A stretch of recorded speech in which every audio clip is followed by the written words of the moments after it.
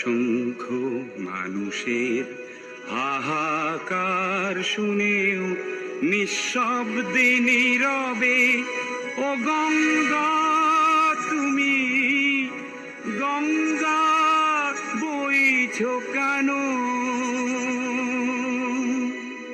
বিস্তীর্ণ দুপারের অসংখ্য মানুষের হাহাকার শুনেও নিঃশব্দে নীরবে ও গঙ্গা তুমি গঙ্গা বইছো কেন?